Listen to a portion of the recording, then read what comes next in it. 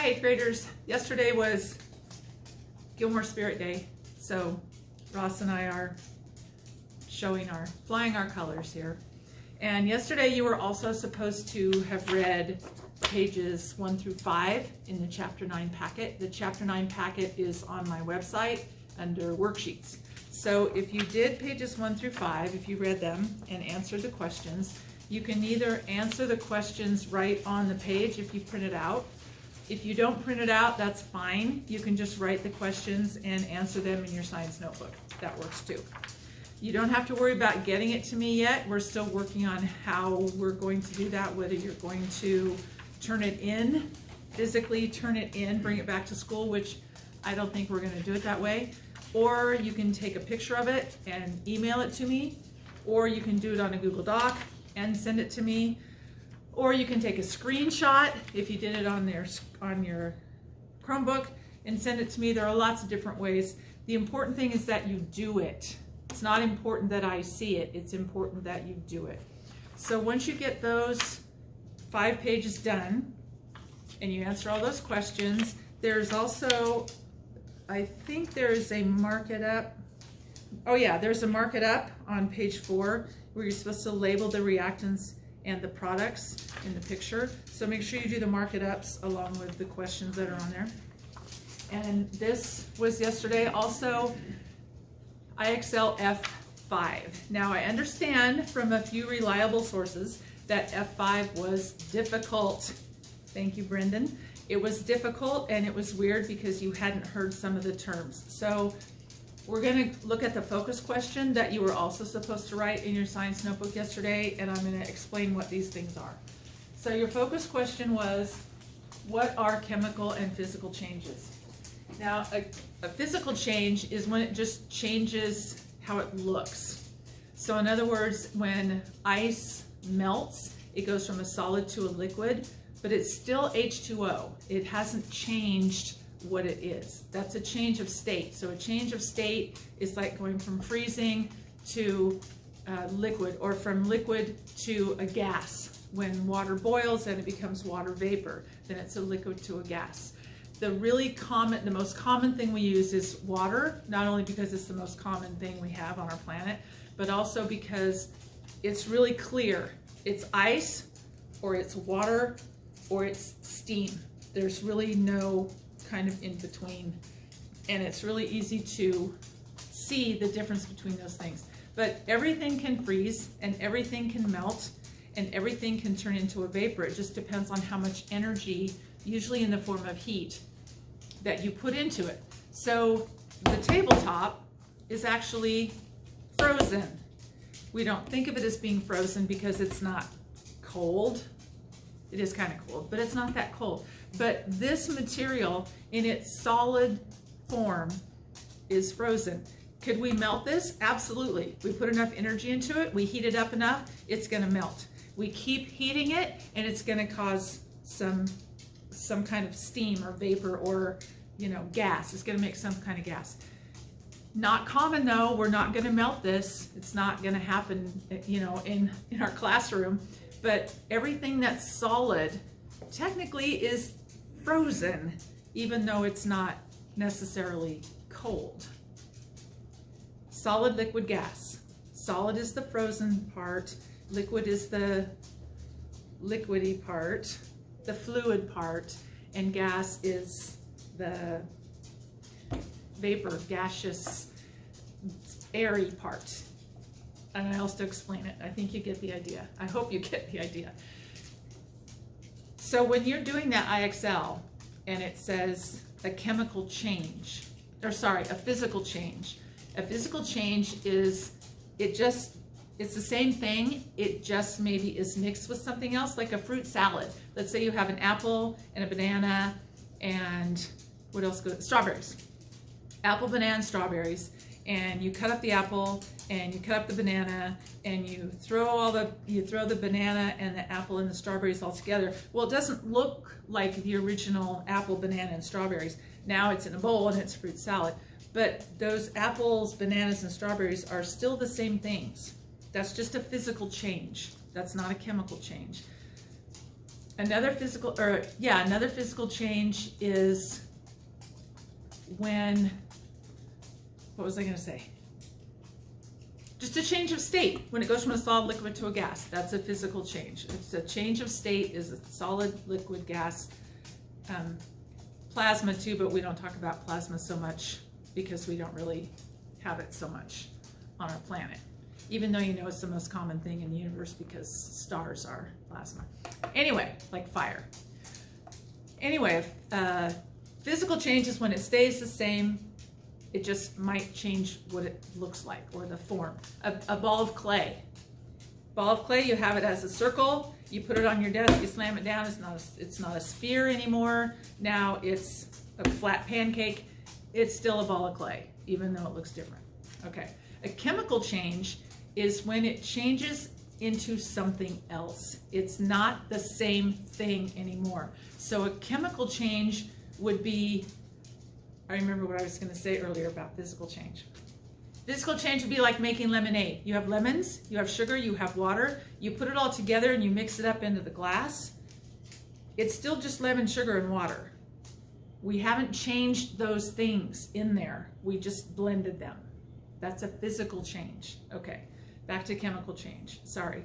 You're used to this though, aren't you? Because this is how I normally teach. Okay, so chemical change is when it actually changes into something else and you can't make it go back to what it was before.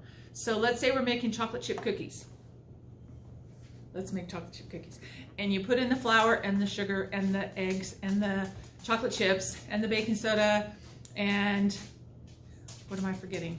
Salt and the butter. Okay, so you put all that in there and you mix it up and you eat it. No, you don't eat it. Not supposed to eat raw eggs. And so you have cookie dough. That's a physical change. You put all those things together and you mixed them up. You got a physical change. Then you put them in these little balls and you put them on the cookie sheet and you put them in the oven. When you take them out, it is no longer just a physical change. Now you have changed it chemically. You can't make that cookie go back into cookie dough. Can't do it because the heat chemically changed the ingredients in the cookies, in the cookie dough, and now they're cookies. So anytime something changes chemically, it turns into something else. Let's go back to the apple in the fruit salad. So you cut up your apple and you put it in the fruit salad and nobody eats it for like 2 hours. Then what happens to the apple? It starts to turn brown, right? Okay, so you can cut that brown part off and make it look like an apple again, but the part that you cut off, the brown part, that has changed chemically because the oxygen in the air oxidized the molecules in the apple and turned them a different color, turned them brown, and you can't make that go back to just being an apple. So a chemical change is when it actually changes into something else. A physical change is when it's the same thing, it just might look different, but it's the same thing. So chemical change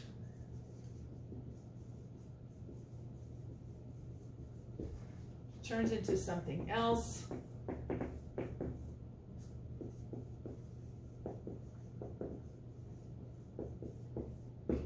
And a physical change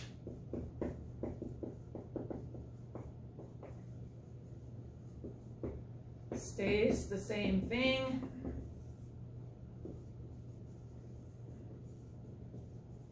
but it might look different.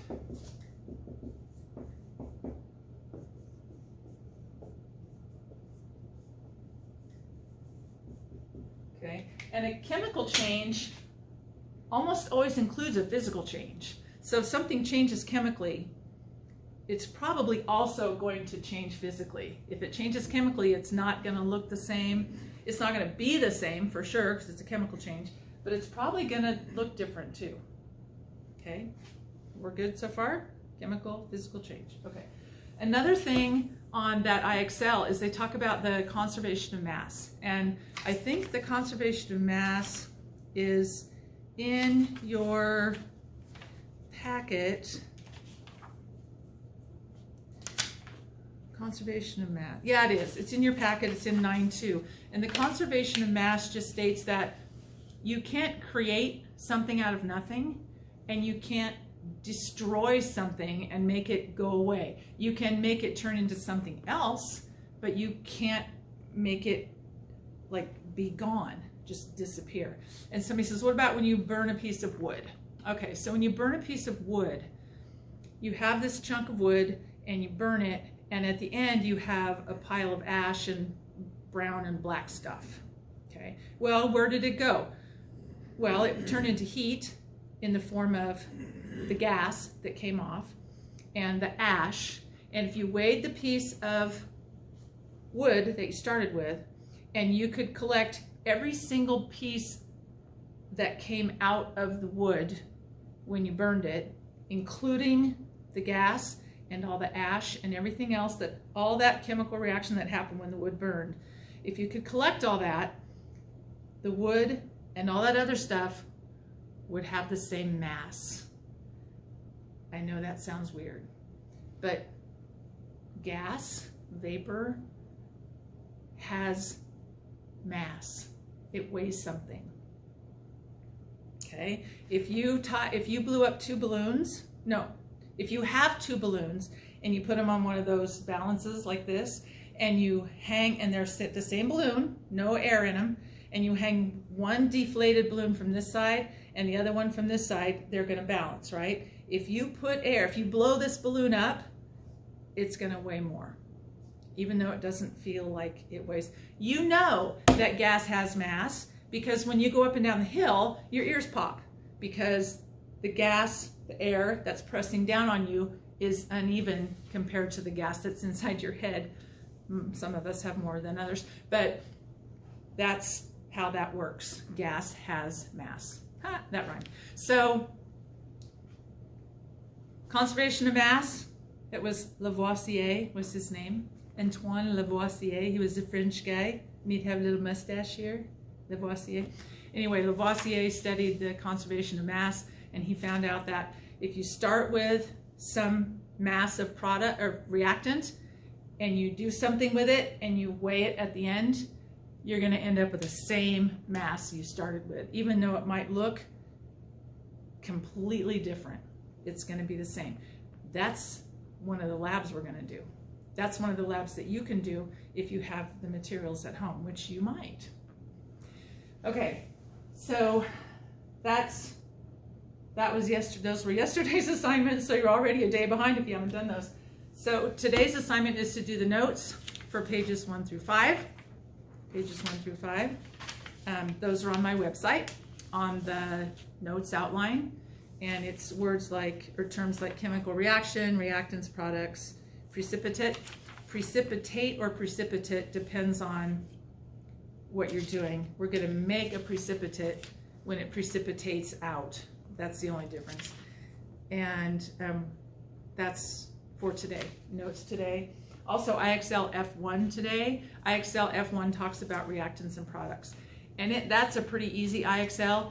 If you read it, you have to read the little thing that tells you which things are the products and which things are the reactants. And then you have to answer them correctly. And some of them have more than one answer. So it'll say, select all that apply. So remember that if there's more than one reactant or more than one product, you might have to click 2 or even 3, maybe all 4 of the correct answers. Okay, and both IXLs to 90% or better. Yes, you heard right. And then on our next show, Ross and I will be previewing the lab that we're going to do next week. Now, if you have any questions, you can call school between noon and 2. I will be here every day between noon and 2 if you want to actually physically talk to me, speak to me, hear my voice. And if you call school and Vicki or Cindy answer, they will put you through to my room, to our room. And if they don't answer, my extension is 5303. 5303 is my extension. So that's how you get a hold of me. You can call the classroom straight up. If you call and nobody answers, then I've gone to the bathroom, or I'm going into the computer lab, or running an errand, but I'm here between noon and 2. And please be sure to check every day the Mrs. Sale and Ross YouTube channel.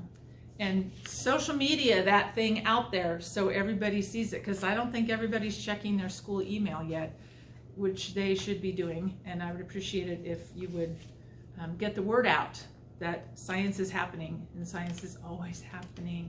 So Ross and I say, see ya. See ya tomorrow, I hope. I love you. Bye.